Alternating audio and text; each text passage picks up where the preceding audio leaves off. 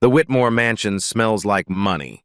Imported marble, fresh orchids, furniture worth more than Amara Williams will earn in a lifetime. She's the help, invisible, expected to clean and disappear. But today she can't move. Above the fireplace hangs a portrait of a 9-year-old boy, blonde, blue-eyed, smiling like he knows a secret. Amara's hands shake. The spray bottle crashes to the floor. That's impossible. She's staring at a face from 28 years ago, a face she'd never forget. The boy who gave her his winter coat when she was freezing, the boy who taught her to read by flashlight, the boy who saved her life. The nameplate reads, Ethan Whitmore, 1989 to 1998. Forever in our hearts. Footsteps echo in the hall. Heavy, expensive shoes on marble. Amara's crying, loud, ugly sobs, in a place where she's supposed to be silent. A man's voice cuts through the gallery. What the hell are you doing? Amara's alarm screams at 4:47 a.m. She doesn't snooze. Can't afford to. The apartment is small, one bedroom, shared with 8-year-old Zoe. Amara takes the couch. The walls are thin enough to hear the neighbor's television, but she's kept the place immaculate. Everything in its place. Everything earned. On the bathroom mirror, a sticky note in Zoe's handwriting. Mama, you're the best. 3 exclamation marks. A lopsided heart. Amara touches it, allows herself 5 seconds of warmth, then turns on the shower. Cold water first. The building's hot water doesn't kick in until 6. She dresses in the dark. Black pants, white polo shirt, name tag that reads, A. Williams, Cleaning Services. No last name needed.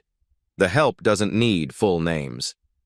In the kitchen, she counts pills into a weekly organizer. Blood pressure medication she can barely afford. The prescription runs $87 a month even with the discount card. She takes 2 now, dry swallows them while checking her phone. 3 jobs today. Office building downtown at 6. Whitmore Estate at 11. Medical clinic at 4. The Whitmore job pays best, $18 an hour, but it's the furthest from home. Zoe's still asleep, braids splayed across her pillow. Amara kisses her forehead, leaves a note on the counter. Leftover pasta in the fridge. Mrs. Lane next door has snacks. Love you to the moon. The bus stop is 2 blocks away. Dawn hasn't broken yet. Amara's not alone. 3 other women wait in the cold, all wearing similar uniforms. They nod. No one speaks. Tired goes beyond words. The bus smells like diesel and resignation. Amara sits in the back, watches the city transform through the window. Her neighborhood. Check cashing stores, laundromats, churches with Spanish signs. Then, mile by mile, the buildings grow. Taller, cleaner, whiter. By the time she reaches the Whitmore estate, she's traveled through 3 different Americas. The iron gates open automatically. The mansion rises behind them like something from a movie, all white columns and terraced gardens. 12,000 square feet, 15 staff members, more bathrooms than Amara has fingers. She clocks in through the service entrance. Never the front door. That's the rule. Mrs. Lane, the head housekeeper, briefs the morning crew in the staff kitchen. She's been here 20 years, knows every corner, every secret. Her uniform is crisper than Amara's, her authority quiet, but absolute. Mr. Whitmore is in the city until 3, Mrs. Lane says, checking her tablet. East Wing remains off limits, no exceptions. The East Wing, always locked, always forbidden. Amara never asked why. The help doesn't ask questions. Amara, you're in the main gallery today. New artwork arrived yesterday. White gloves, microfiber only. Yes, ma'am. Mrs. Lane's expression softens slightly. Your daughter, Zoe? She's doing well in school? Yes, ma'am. Honor roll. Good. Mrs. Lane nods. Keep it that way. It's the kindest thing anyone said to Amara all week. The gallery is 60 feet long, marble floors that cost more than Amara's yearly salary. Art on the walls worth millions. She's seen the insurance documents while dusting the office. But it's the portraits that dominate. All of them, she notices now, are of the same boy. Different ages, 5 years old on a horse, 7 with a golden retriever, 9 waving from what looks like a car window. 9 is where they stop. No teenager, no young man, just a child, frozen in time. Amara cleaned this gallery 20 times. She's never really looked before. The help sees but doesn't observe. Today, she observes. Why would a billionaire only display his son's childhood? Where are the graduation photos? The wedding pictures? The adult milestones? She thinks about the sticky notes Zoe leaves her. The macaroni art taped to their fridge. The school photos Amara can barely afford but buys anyway because someday, when Zoe's grown, these moments matter. But here, in this mansion of marble and money? Time stopped when the boy was 9. Amara pushes her cart toward the main portrait above the fireplace. Fresh flowers sit below it in a crystal vase. White roses, changed daily. Someone loves this child deeply. She starts cleaning the frame. Then she sees his face, and her world fractures. Winter, 1995, St. Catherine's Orphanage. 7-year-old Amara had learned 3 truths in her first month at St. Catherine's.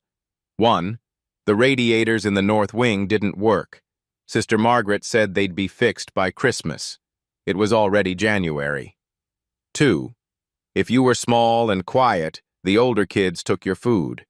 If you fought back, they took it anyway and gave you bruises to remember. 3. Adults didn't see you unless you were bleeding or breaking something. Even then, they looked through you, not at you. Amara sat in the corner of the common room, arms wrapped around her knees, shivering. 32 kids crammed into a space meant for 20. The air smelled like industrial soap and wet wool. Someone's radio played static-filled pop music. Most kids ignored it, hunched over homework or staring at nothing. She'd been here 6 weeks. Felt like 6 years. Her coat, thin, donated, 2 sizes too big, had disappeared 3 days ago. She'd left it on her bunk during dinner. Came back to find it gone. When she told Sister Margaret, the woman barely looked up from her paperwork. Check the lost and found. There was no lost and found. Now the cold lived inside Amara's bones. The kind of cold that made sleep impossible, made her teeth chatter during lessons, made her fingers too stiff to hold a pencil properly. Reading time was the worst. The other kids stumbled through picture books while Mrs. Patterson, the volunteer teacher, sighed and checked her watch. When Amara asked for help sounding out words, Mrs. Patterson's smile was thin and tired. Sound it out yourself, sweetie. I can't hold everyone's hand. So Amara stopped asking. She was disappearing, becoming invisible. Just another forgotten kid in a system that had too many kids and not enough care. Then the new boy arrived. Amara noticed him immediately. Everyone did. He didn't look like he belonged. Clean clothes, expensive sneakers, a puffy North Face jacket still creased from the store. His hair was neatly cut. His hands were soft, uncalloused. Rich kid. Had to be. The social worker who brought him spoke in hushed tones with Sister Margaret near the office. Amara caught fragments. Temporary placement. Custody dispute. Just a few months. The boy stood in the doorway of the common room, looking lost. His name was Ethan. He was 9. The older boys circled him like sharks. Nice jacket, rich boy. What's Mommy and Daddy do? Forget to pick you up from soccer practice? Ethan didn't respond, just clutched a small duffel bag and stared at the floor. But at dinner, watery soup and stale bread, Amara saw him watching. Not the bullies, not Sister Margaret. Her. She was shaking so hard she could barely hold her spoon. The cold had burrowed so deep she couldn't remember what warm felt like. After dinner, in the common room, Ethan sat down next to her. "Hi." Amara didn't answer. Didn't trust kindness. It usually had a price. "You're cold," Ethan said. Not a question. An observation. "I'm fine." "No, you're not." He stood up, unzipped his North Face jacket. The tag was still attached. $120. More than Amara had seen in her entire life. "Here." "What?" "Take it." He held it out. "You need it more than me." Amara stared. "Why?" "Because you're freezing, and I have 2 sweaters under this anyway." It was a lie. She could see he only wore a thin t-shirt underneath. But he pushed the jacket into her hands anyway, then walked away before she could argue. The jacket was warm. Impossibly warm. Amara put it on and felt human again. That night, after lights out, a flashlight beam swept across her bunk. "You awake?" Ethan, whispering from the hallway. "Yeah." "Can I show you something?" He led her to the corner near the broken radiator, pulled out a worn paperback. Charlotte's Web. "You were struggling in reading today," he whispered. "I can help, if you want." For the next 3 months, every night after Sister Margaret's rounds, Ethan taught Amara to read. 1 word at a time, 1 page at a time. Patient, kind, never making her feel stupid. He shared his lunch when hers got stolen. Sat with her when the other kids excluded her. Asked about her dreams, something no adult had ever done. Then, in late March, a black Mercedes pulled up to St. Catherine's. Ethan's father had won custody. The morning he left, Ethan pressed a folded piece of paper into Amara's hand. "Don't open it until I'm gone." She watched from the window as he climbed into the back seat. Just before the door closed, he turned. Waved. That same gentle smile. The exact pose she'd see 28 years later in a portrait. After the car disappeared, Amara unfolded the paper. "Keep learning. You're meant for more. E." The coat kept her warm that winter. The note kept her going for the next 28 years. "I asked you a question." The voice is sharp, controlled. The kind of voice used to being obeyed. Amara spins around, nearly dropping her cleaning supplies. Samuel Whitmore stands in the gallery entrance, tall, silver-haired, wearing a suit that costs more than her car. His expression is stone.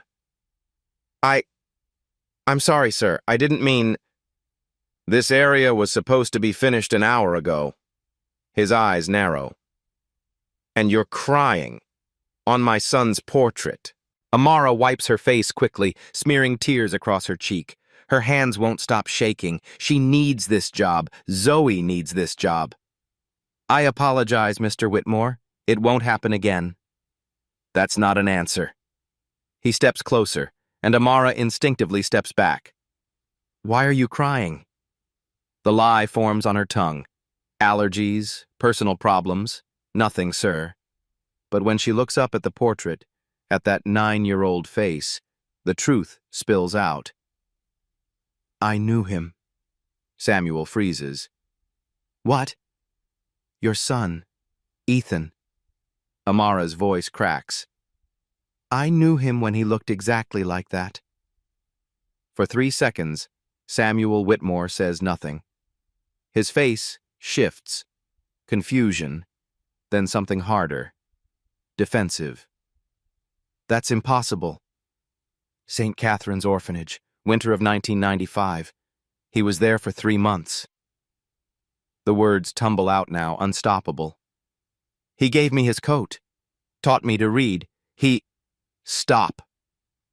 Samuel's hand cuts through the air. "My son was never in an orphanage." The north wing had broken radiators. Sister Margaret ran the place.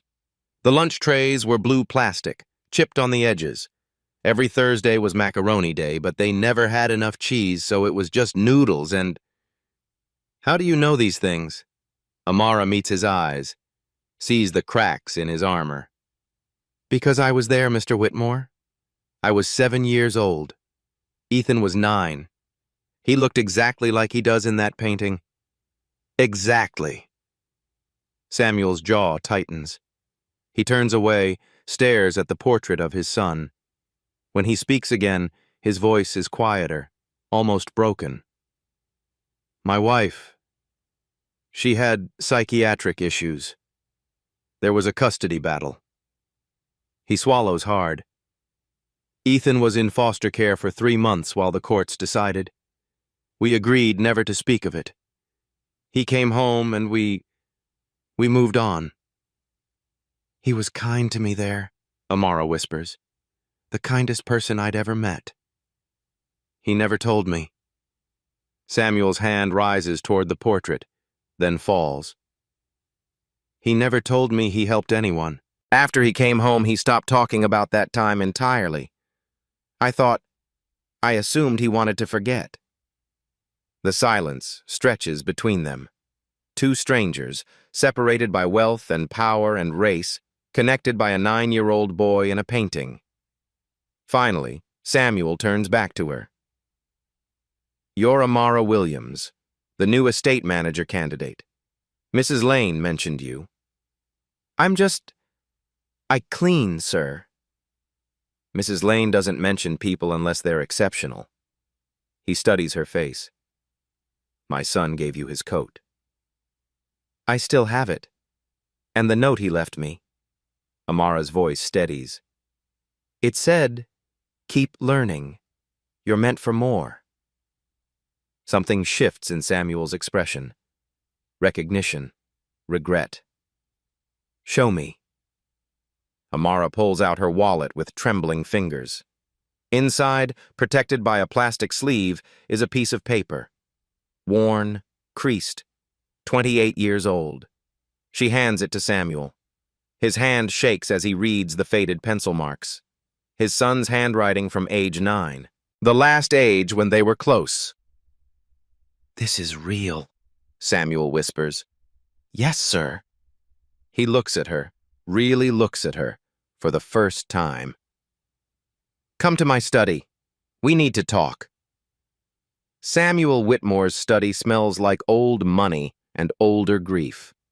Wood-paneled walls lined with law degrees, business awards, photographs of a life carefully curated. Amara perches on the edge of a leather chair, still in her cleaning uniform, feeling like an intruder. Samuel sits behind his desk, mahogany, massive, and pours himself 2 fingers of scotch. He doesn't offer her any. The help doesn't drink with the boss. Tell me about my son. It's not a request. Amara's mouth is dry. What do you want to know? Everything. Start from the beginning. So she does. She tells him about arriving at St. Catherine's in December, orphaned after her mother's overdose, terrified and alone. About the cold that lived in her bones because the radiators didn't work. About the older kids who stole her food, her coat, her dignity. Ethan arrived in January. I remember because it was the day after New Year's. He had this jacket, North Face, bright blue, still had the tags on. The other kids mocked him for it. Samuel's knuckles whiten around his glass. They called him a rich boy. Trust fund baby. Said his parents probably abandoned him at the mall. Amara's voice softens. But Ethan didn't fight back. He just observed, watched, like he was trying to understand how we survived. And then he gave me his coat, just walked up to me in the common room, took it off, and said I needed it more than him. She pauses. I was shaking so hard I couldn't hold my soup spoon. He noticed. No one else did, but he did. Samuel sets down his glass. What else? He taught me to read. Every night after lights out, he'd sneak to my bunk with a flashlight and this old paperback, Charlotte's Web. I was behind in school, struggling with every word, and the teachers didn't care, but Ethan cared. He was patient, never made me feel stupid. That sounds like him. Samuel's voice cracks slightly. The boy I knew, anyway. What happened? Amara asks, then immediately regrets it. I'm sorry, I shouldn't. No. Samuel stands, walks to the window overlooking the estate grounds. You deserve to know. You knew him when he was still himself. He's silent for a long moment. My wife, Catherine, had bipolar disorder, undiagnosed for years. When Ethan was 9, she had a severe episode. Tried to take him out of school, convinced the government was watching us.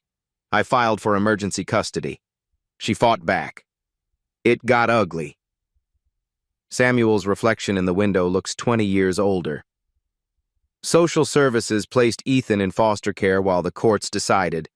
It was supposed to be temporary, a few weeks. It turned into 3 months.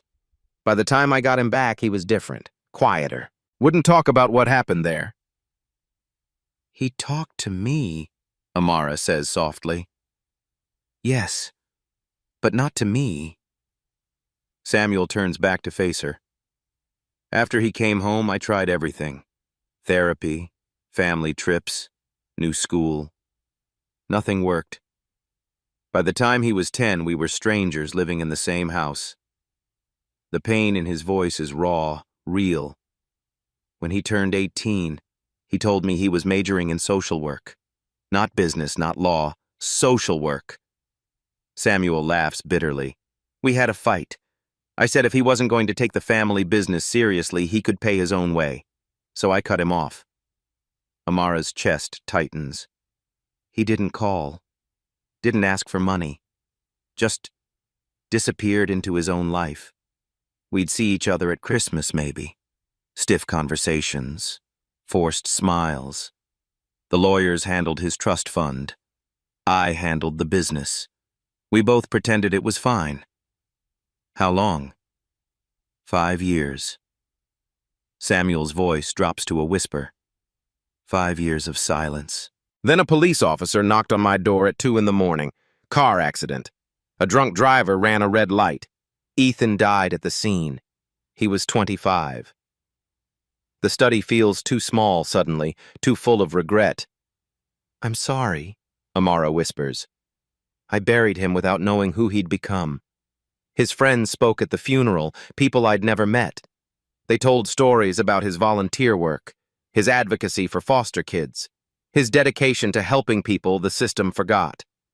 I stood there listening to them describe a stranger.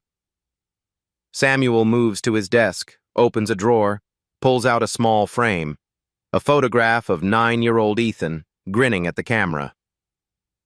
This is the son I remember, before everything fell apart, before I failed him. He sets the photo down carefully.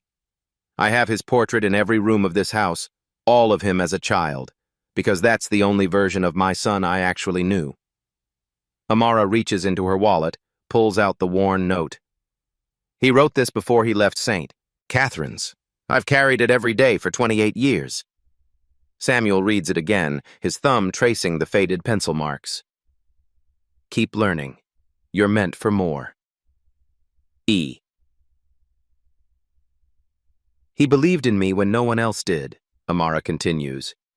Because of that coat, I survived the winter. Because of those reading lessons, I graduated high school, got my GED, found work, raised my daughter. Her voice strengthens. Your son saved my life, Mr. Whitmore, and I never got to thank him. Samuel stares at the note for a long time. When he finally speaks, his voice is different. Decided. Mrs. Lane mentioned you were being considered for an estate manager. The position comes with a salary of $65,000 a year, full benefits and housing assistance.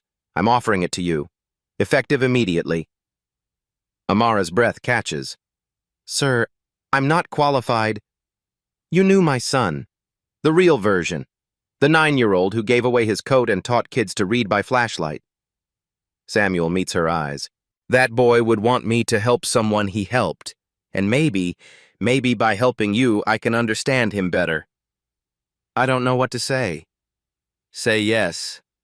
Let me do this one thing right. He pauses. My son saw something in you worth saving. I'd like to honor that. Amara thinks of Zoe, of the medication she can barely afford, of the 3 jobs and the cold bus rides and the apartment with thin walls, of the future that always seemed just out of reach. Yes, she whispers. Thank you. Samuel nods, then extends his hand across the desk. When Amara shakes it, his grip is firm, but his hand trembles slightly.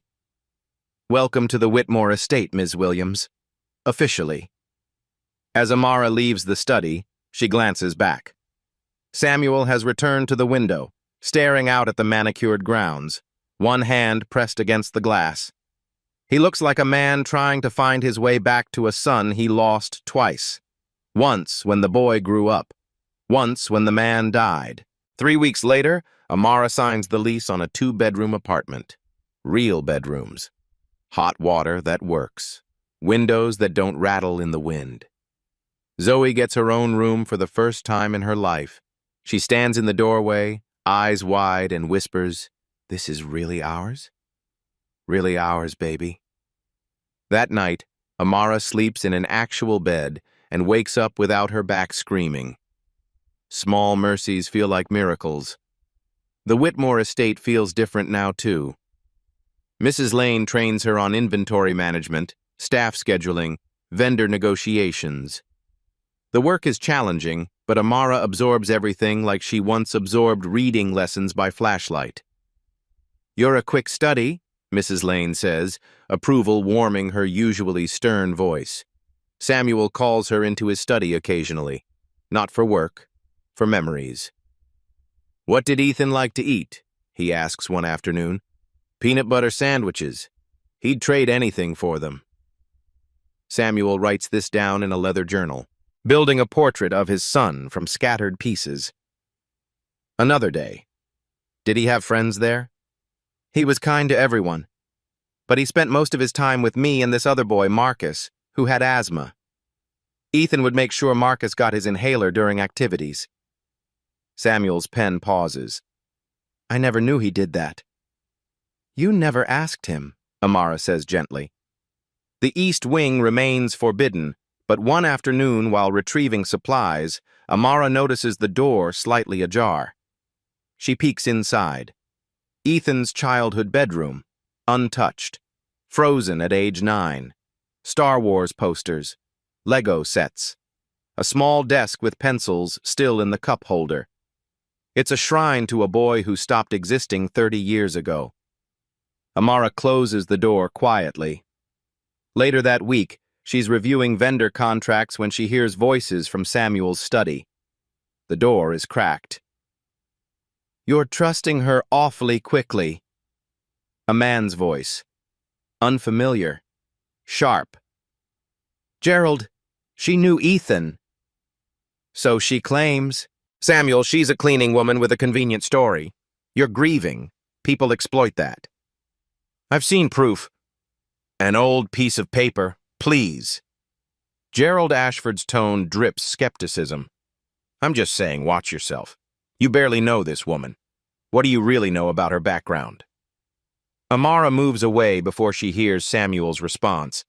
But the poison has been planted, and she knows from experience that poison always spreads.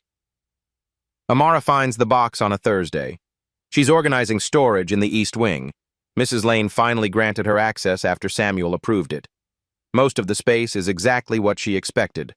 Old furniture under sheets, seasonal decorations, archived business files. But Ethan's room draws her like gravity. The door creaks open. Everything remains exactly as she glimpsed before, frozen in 1998. Star Wars posters, a 9-year-old's universe preserved in amber.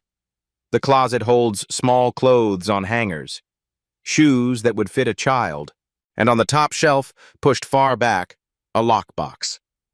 Amara almost leaves it, should leave it, but her hands reach up anyway. The lock is broken, Has been for years, judging by the rust. Inside, she finds letters. Dozens of them. All addressed to Dad. None ever sent. The first one is dated March 2008. Ethan would have been 19. Dad, I know you're disappointed I chose social work over business, but I can't explain this in person because you won't listen. So I'm writing it down. When I was 9, during those 3 months you don't want to talk about, I met kids who had nothing, and I realized how much I had. How much was just luck. Being born into the right family, the right zip code, the right skin color. I can't unsee that. I won't. Amara's hands shake as she reads the next letter. And the next. Dad, I donated most of my trust fund to foster care organizations. Before you get angry, understand, I didn't need it. Other kids do. Remember Amara? The girl I gave my coat to? I found out she graduated high school last year. Against incredible odds. I made sure she got a scholarship for community college. You taught me the value of money. She taught me the value of people. Tears blur Amara's vision. There are bank statements showing donations, receipts for scholarships funded anonymously, and photographs, dozens of them. Ethan as an adult, surrounded by kids he'd helped, foster children, homeless youth, forgotten teenagers. And in one photo, Amara herself at 18, wearing a graduation cap surrounded by strangers. She never knew who took it. Now she knows. Ethan had been watching over her for years, making sure she had chances, creating opportunities from the shadows. The final letter is dated 2 weeks before his death. Dad, you have my portrait from age 9 on every wall of that house. The boy in those paintings? He learned something important that winter. He learned that kindness isn't charity. It's justice in action. You display that child everywhere, but you never wanted to know the man he became. Maybe someday you will. Maybe someday you'll understand that everything I did because of what that 9-year-old learned. I love you, even if you can't love who I am now. Ethan. Amara clutches the letter to her chest and sobs. This is what Samuel needs to see. His son's heart, written in his own words. She's gathering the letters carefully when she hears footsteps. Gerald Ashford stands in the doorway. What are you doing here? Amara stands quickly. Mrs. Lane assigned me to organize. Does organization include going through private belongings? Gerald's eyes narrow at the letters in her hands. Those are Whitmore family property. I know. I was going to bring them to Mr. Whitmore. He should see. You were going through a dead man's possessions. Gerald pulls out his phone. This is a violation of your employment agreement. Potentially theft. I'm not stealing anything. Then why are you holding those letters? Why are you in this room at all? He taps his phone. Security, I need you in the East Wing, immediately. Mr. Ashford, please. Where are the cufflinks? Gerald moves past her to the dresser, starts opening drawers. There were platinum cufflinks in here, worth $8,000. Where are they? Amara's stomach drops. I don't know anything about cufflinks. You're the only person who's been in this room in years. Gerald holds up an empty velvet box. They were here last week when I did inventory. Now they're gone. And I find you here, going through private property. I didn't take anything! 2 security guards appear in the doorway. Miguel, the night janitor, looks horrified. The other guard, Davis, keeps his face neutral. Check her pockets, Gerald orders. Sir, I don't think... Miguel starts. Check her pockets. Davis steps forward reluctantly. Ma'am, I need you to empty your pockets, please. Amara does. Wallet, chapstick, a hair tie. The note from Ethan, the one from 28 years ago, no cufflinks. Check her bag, her car, her locker.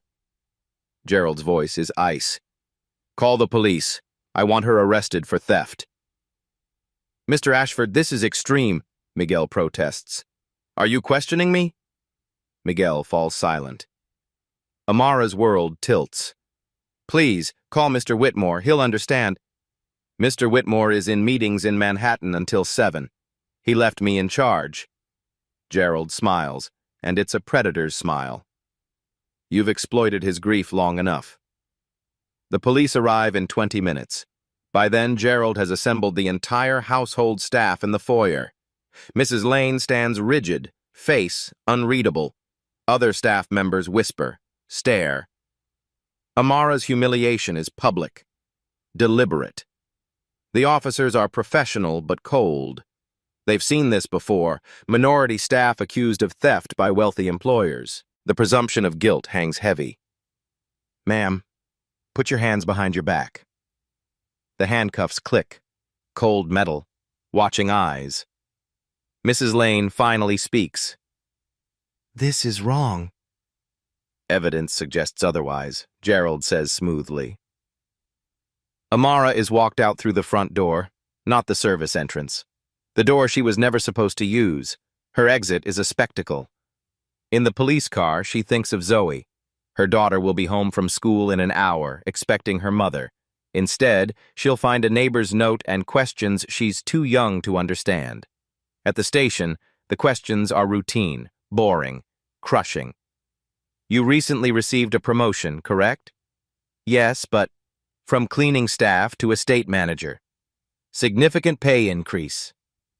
Mr. Whitmore offered, and you had access to the victim's personal belongings? The deceased isn't a victim. I didn't steal. Ma'am, the evidence suggests you had motive, means, and opportunity. The public defender arrives 3 hours later. Overworked, exhausted, already defeated. She reviews the file for 10 minutes.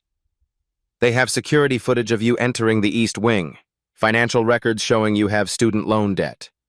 Character witnesses from Mr. Ashford's business associates willing to testify about staff theft patterns. But I believe you. But belief doesn't win cases. The lawyer's voice is kind but firm. You're looking at 2 to 5 years if this goes to trial and you lose. If you plead guilty, I can probably get it down to probation and restitution. I won't plead guilty to something I didn't do. The lawyer sighs. Then we go to trial, against a billionaire's legal team, with your background. She doesn't say black, poor, former orphan, but it hangs in the air anyway. Amara sits in the holding cell, still wearing her estate manager uniform, and realizes the system is doing what it always does, crushing people who dare to hope. Samuel Whitmore's phone rings at 6:47 p.m. Sir, there's been an incident. Mrs. Lane's voice is tight. Mr. Ashford had Ms. Williams arrested for theft. The pen in Samuel's hand snaps. 20 minutes later, his car screams back toward Connecticut. Gerald waits in the foyer, perfectly composed. Samuel, I know this is difficult, but the evidence is clear. She was in Ethan's room. The cufflinks are missing. You had her arrested without calling me? I was protecting the estate's interests. Get out of my house. Gerald's mask cracks. Samuel. Now. The holding cell smells like disinfectant and despair. Amara sits on the metal bench, eyes hollow. Williams. Visitor. Samuel walks in, sits beside her on concrete, his $1,000 suit against prison walls. Tell me what happened. She does. The letters from adult Ethan. The photographs.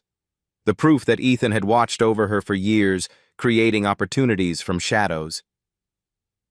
He never stopped being that 9-year-old boy, she whispers.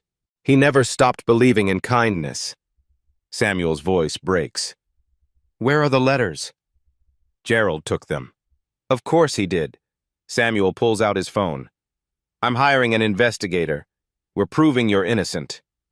Why believe me? Because you cried real tears at my son's portrait. Gerald never cried about anything except money. Elena Rodriguez arrives at midnight. Former FBI. Reputation for destroying white-collar criminals. She reviews the security footage. Her eyes narrow. These timestamps are wrong. See this light? Morning sun, not afternoon. And here, 3 minutes of footage missing. Someone edited this. Samuel leans forward. Gerald manages our security systems. Convenient. Elena pulls up insurance records, studies the cufflinks documentation. According to this, those cufflinks were moved to a bank safe deposit box 6 months ago. They weren't even in that room. He planted evidence of theft. Question is, why? Mrs. Lane provides the answer at 1 a.m. She enters Samuel's study with Miguel and 2 other staff members, all nervous, all determined. Mr. Whitmore, we need to tell you something. Miguel speaks first. I saw Mr. Ashford in Ethan's room last week, late night. He didn't see me during rounds. Mrs. Lane places a phone on the desk. Miguel recorded the hallway on his personal device. The timestamp is accurate, unedited. The video plays. Gerald Ashford exits Ethan's room at 2:13 p.m., 45 minutes before Amara arrived. That's proof, Elena says. Mrs. Lane continues. Mr. Ashford has been accessing estate financial accounts. I tracked the discrepancies. She produces spreadsheets, highlighted numbers going back 3 years. Elena studies them, does quick math. He's embezzled $2.3 million, small amounts from multiple accounts. She looks at Samuel. He needed a scapegoat fast, someone without resources to fight back. Amara. Exactly. Elena closes her laptop. We have enough to clear her and destroy him. I'll have the report ready for the prosecutor by morning. Miguel shifts uncomfortably. Sir, we could have told you earlier. About Gerald. But we didn't think you'd believe us over him. The truth hits Samuel hard. Because he's my partner. And your staff. Yes, sir. That ends now. Samuel's voice is steel. You protected someone I should have protected. You saw what I was blind to. Mrs. Lane nods once. She's one of us. We look after our own. Dawn breaks over the estate. Elena compiles her evidence. Edited security footage with metadata proof, bank records showing cufflinks secured off-site, Miguel's unedited video, financial documents revealing systematic embezzlement. Samuel reads through Ethan's letters, the ones Gerald tried to hide, his son's words from beyond the grave. You display that child everywhere, but you never wanted to know the man he became. Samuel traces the handwriting with his finger. Tomorrow they go to court. Tomorrow the truth comes out. But tonight, Samuel sits in the gallery beneath his son's portrait, that 9-year-old face frozen in time, and finally understands. The boy in that painting learned to see people, not positions. The man he became never forgot that lesson. And now it's Samuel's turn to see clearly. The courtroom is packed. What started as a simple theft case has exploded into something bigger. Word leaked about the billionaire's business partner, the embezzlement allegations, the framed employee. Local news cameras crowd the courthouse steps.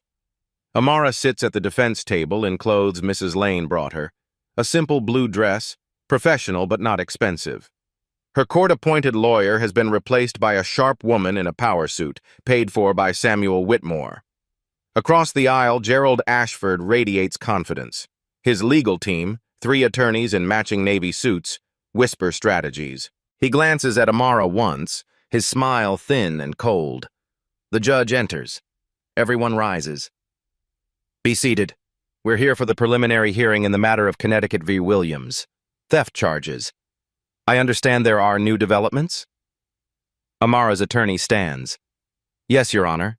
The defense has obtained evidence proving Ms. Williams' innocence and revealing the true perpetrator of fraud against the Whitmore estate. Gerald's lead attorney shoots up. Your Honor, this is highly irregular. These allegations against my client are baseless attempts to... I'll determine what's baseless. The judge adjusts her glasses. Present your evidence. Elena Rodriguez takes the stand first. Former FBI credentials established, her testimony is clinical and devastating. The security footage provided by Mr. Ashford shows significant tampering. The metadata reveals editing at 4:17 p.m. on the day in question. The timestamps were altered to place Ms. Williams at the scene during a time frame that matches the alleged theft. Elena pulls up side-by-side images on the courtroom monitors. However, the light angles are inconsistent with the claimed timestamps. This is morning light, not afternoon light. The footage was manipulated. Gerald's attorney objects. Overruled. Furthermore, Elena continues, the allegedly stolen cufflinks were transferred to a secure bank deposit box 6 months prior to this incident, as documented by the estate's own insurance records. They were never in the location where the theft supposedly occurred. Murmurs ripple through the gallery. Finally, we have unedited security footage from an independent source showing Mr. Ashford exiting the room in question 45 minutes before Ms. Williams ever entered. Miguel's video plays. Clear, undeniable. Gerald walked out of Ethan's room, checking his watch, adjusting his jacket. The courtroom erupts in whispers. The judge bangs her gavel. Order. Continue, Ms. Rodriguez. Mr. Ashford had exclusive access to the security system, motive to create a scapegoat, and opportunity to plant false evidence. Our investigation also uncovered systematic embezzlement from Whitmore estate accounts, totaling $2.3 million over 3 years. She presents financial documents, bank transfers, shell company records, each one another nail in Gerald's coffin. Ms. Williams was framed to divert attention from Mr. Ashford's crimes. When Elena steps down, Gerald's composure has cracked. His attorneys huddle, frantic whispers. Samuel Whitmore takes the stand next. He's testified in court before. Business disputes, contract negotiations. But today is different. Today his voice shakes. I've known Gerald Ashford for 15 years. I trusted him with my business, my home, and my family's legacy. That trust was misplaced. Gerald's attorney starts to object, thinks better of it. Ms. Williams came into my employment 6 weeks ago. In that time, she revealed things about my son I never knew.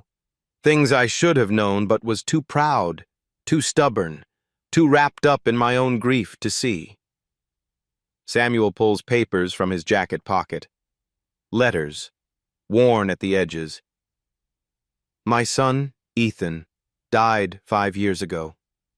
We were estranged. I only kept photos of him as a child because that was the last time we were close. I told myself I was honoring his memory. In truth, I was avoiding the man he'd become.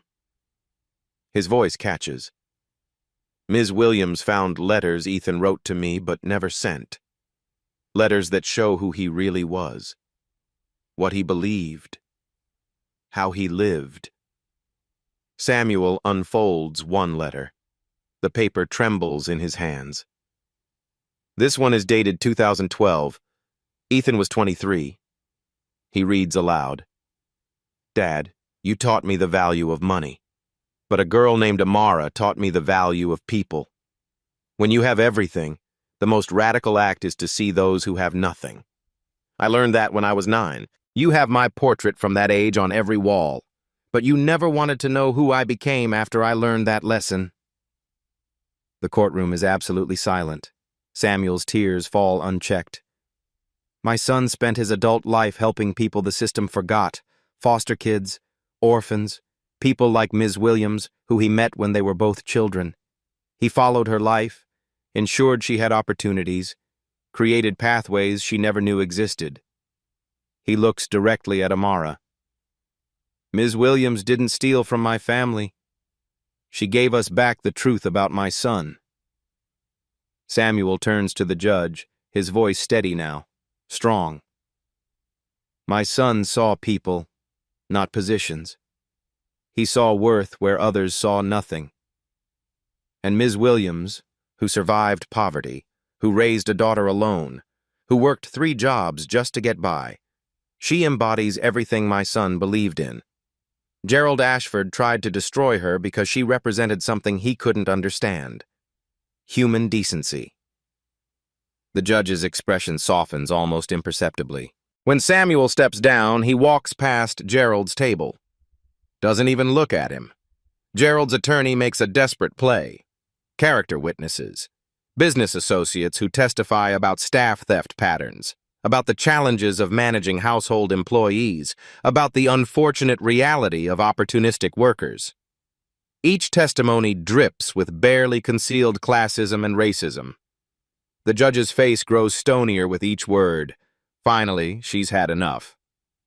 Does the prosecution wish to redirect its case in light of this new evidence? The prosecutor, a woman who's been watching the defense presentation with increasing interest, stands. Your Honor, the state moves to dismiss all charges against Ms. Williams immediately. We'll be filing charges against Gerald Ashford for fraud, embezzlement, evidence tampering, and perjury. The judge doesn't hesitate. Motion granted. Ms. Williams, you're free to go. All charges dismissed with prejudice. The gavel strikes. Amara collapses into her chair, sobbing. Her attorney squeezes her shoulder. Across the aisle, police officers approach Gerald Ashford. Sir, you're under arrest for fraud and embezzlement. You have the right to remain. This is ridiculous! Gerald lurches to his feet. Samuel, tell them! She manipulated you! She's a nobody with a convenient story about some orphanage.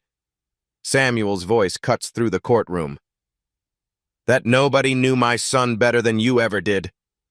Better than I did. She's a maid. She's a human being, something you apparently never learned to recognize. The officers handcuff Gerald, his expensive suit, his manicured hands, his entitled rage. You're making a mistake. When this gets sorted out, the only mistake, Samuel says quietly, was trusting you over her. Gerald is led away, still protesting, still not understanding. The courtroom erupts. Reporters surge forward. Cameras flash. Amara stands on shaking legs. Samuel crosses the aisle, extends his hand. She takes it. Outside, on the courthouse steps, the media swarms. Samuel makes a brief statement. Justice was served today. An innocent woman was vindicated. A guilty man will answer for his crimes.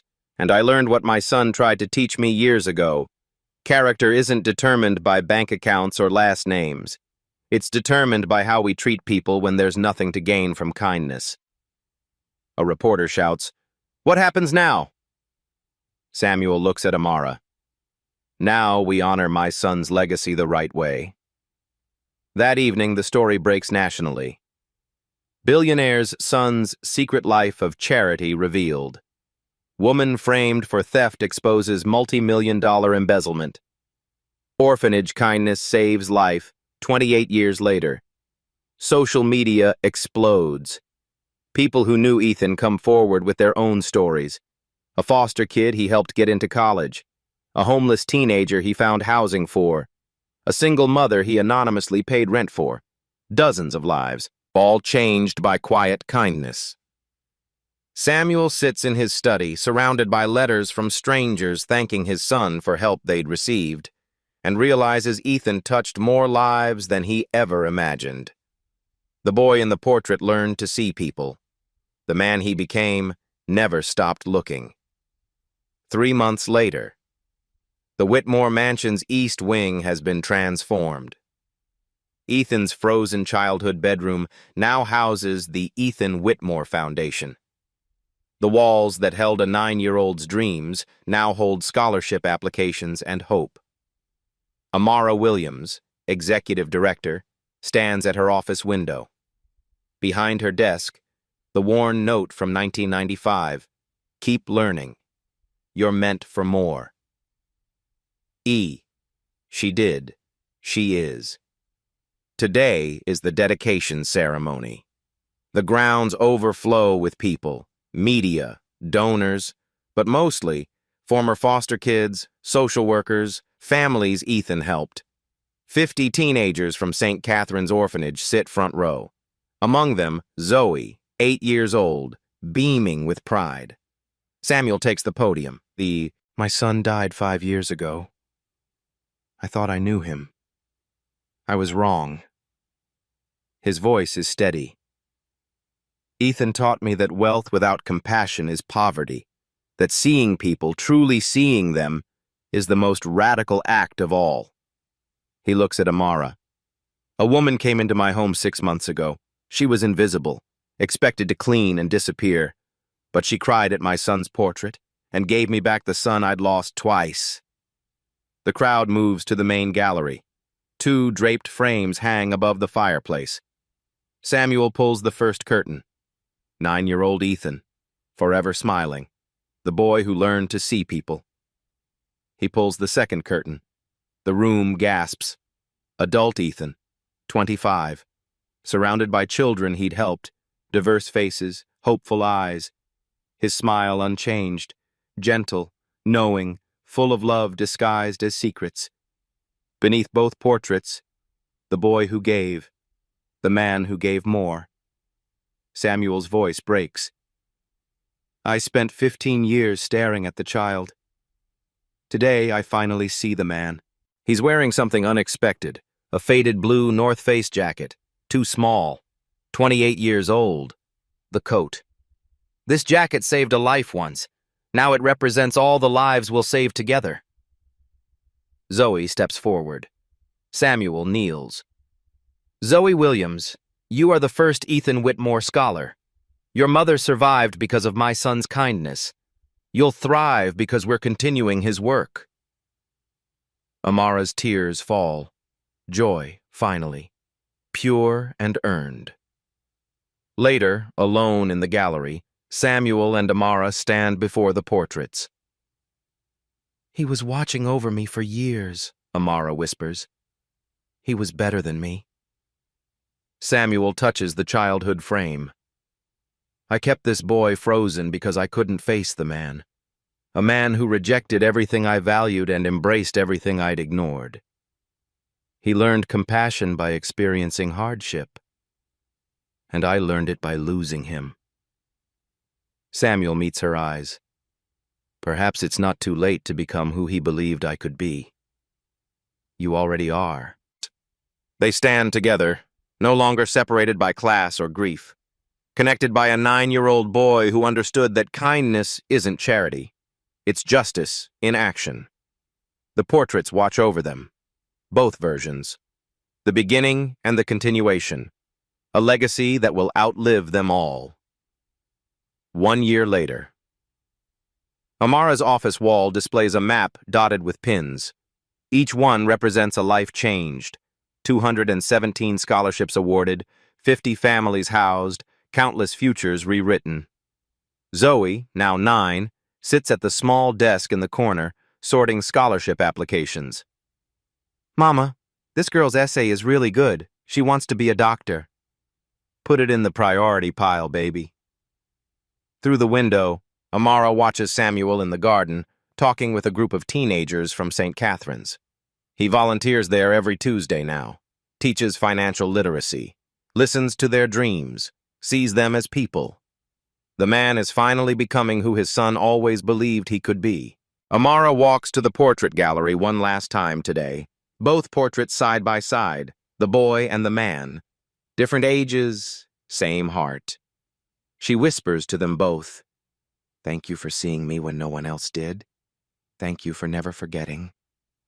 A young girl enters the mansion, clutching a scholarship letter.